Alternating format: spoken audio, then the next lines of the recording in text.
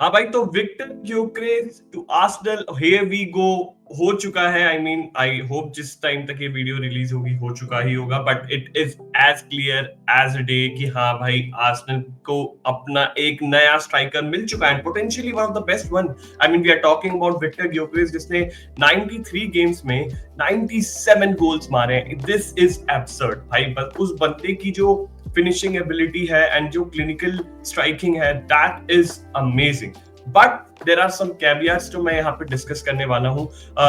क्यों this particular signing can be a very good blessing for Arsenal and can be a curse for Gunners too. So make sure that you watch it till the very end. देखो, पहली बात तो ये कि Arsenal को striker बहुत time से चाहिए था। It was very evident. Kai Havertz as a makeshift striker खेला है, मिकेल मेरिनो भी खेला है वहां पर, बट वी ऑल नो कि वो स्ट्राइकर प्रोफाइल के प्लेयर्स नहीं है। they are being played at that particular position क्योंकि और कोई है ही नहीं खेलने के लिए, राइट? बट अब उनके पास एक प्रॉपर नंबर 9 होगा who can do what exactly they need from a striker. आपके जो विंगर्स हैं, आपका जो अटैकिंग मिड है, उनके पास एक फोकल पॉइंट होगा which was desperately needed by Arsenal. पहले ये बताता हूं मैं कि क्यों ये एक अच्छी साइनिंग है। सब उसके बारे में बात करेंगे, बट अगर आपको ये नहीं जानना है कि क्यों अच्छी साइनिंग है, कि वो आपको हर यूट्यूब वीडियो पे दिख रहा होगा। आप बिल्कुल, मैं टाइम स्टैम्प नीचे दे दूंगा, आप वो वहां पे जाके ये देख सकते हो कि क्यों ये पर्टिकुलर बंदा प्रॉब्लम बन सकता है आर्सेनल के लिए। Feel free to skip to the next part. तो अगर मैं बात करूं कि क्यों ये पर्टिकुलर बंदा बहुत ही ज्यादा क्रूशियल है आर्सेनल के लिए, देखो, आर्सेनल के पास जो सबसे दो बड़ी प्रॉब्लम्स थी वो ये थी कि ट्रांजिशन में उन्होंने गोल बहुत कम स्कोर किए हैं, एंड उसका मैं एक एविडेंस आपको दिखाना चाहूंगा। यहां आप देख सकते हो कि आर्सेनल ने जब ट्रांजिशन पे बॉलें पिक की है, तो उन्होंने सबसे कम गोल स्कोरिंग चांसेस बनाए। जैसे आप देख सकते हो, दे come third lowest, right? Arsenal do not often convert possession regains into fast attack.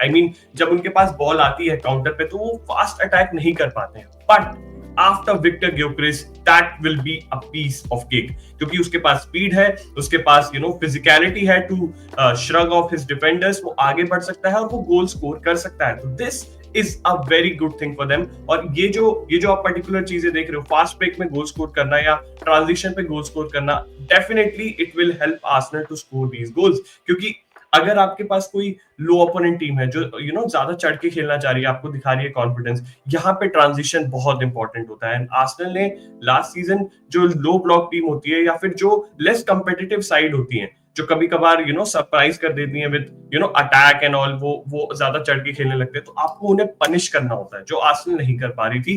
But Viktor Gyokeres के आने के बाद दैट कैन बी डन।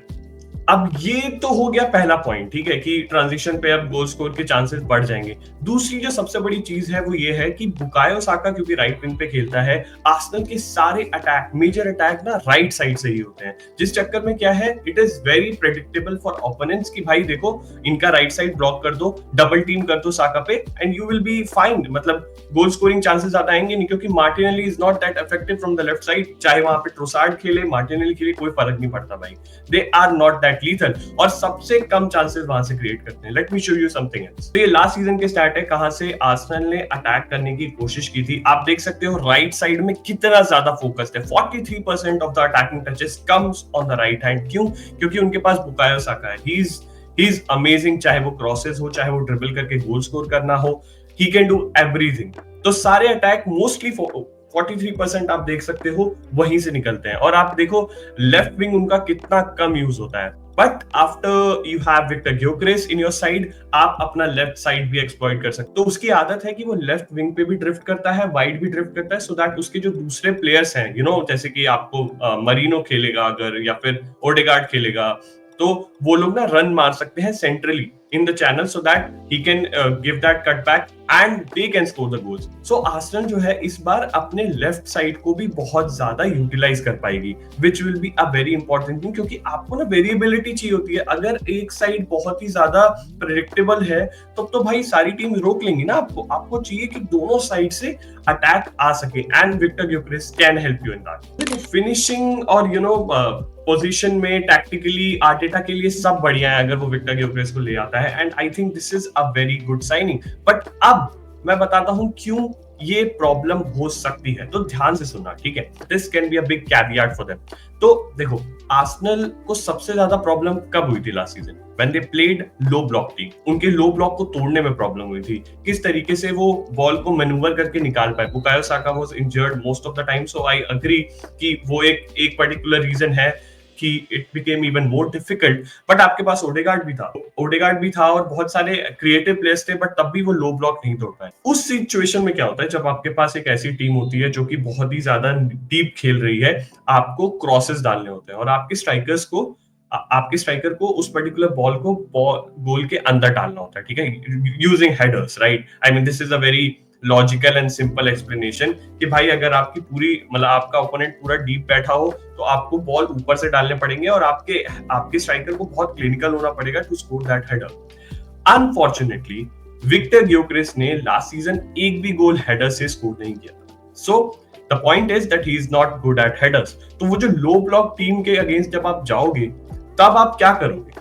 आपका जो स्ट्राइकर है वो गोल स्कोर नहीं कर पा रहा है, ठीक है?